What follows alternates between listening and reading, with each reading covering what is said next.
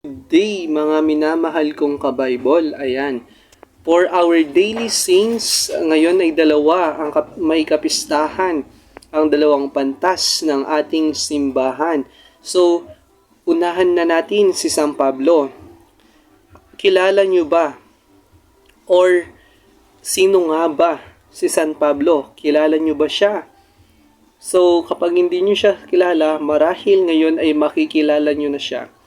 Si San Pablo, apostol, o Pablo ng Tarso, noong 5 CE 67, ayon sa ilang aklat ng Bagong Tipan, ay isang apostol ni Jesus.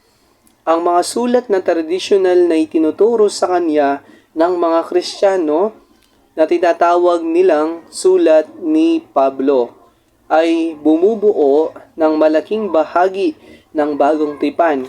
So sa madaling salita, si San Pablo po or si Saint Paul ay isang magsusulat ng mabuting balita or ng mga salita ng ating Panginoong Diyos noong kapanahon niya.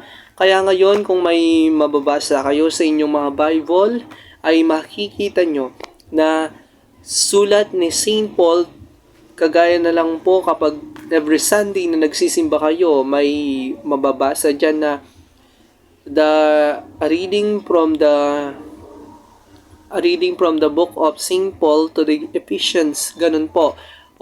So may mababasa po kayong ganun. So si San Pablo or si Saint Paul ay isa rin siya sa mga nagtaguyod ng ating pagiging Katoliko or ng ating pagiging Kristiyano.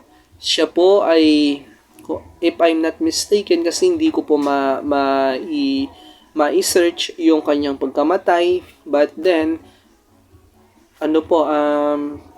namatay din po siya sapagkat ipinagbabahagi niya or ipinaglalaganap niya yung mabuting balita ng ating Panginoong Diyos. So, yun lamang po para sa talambuhay ni San Pablo.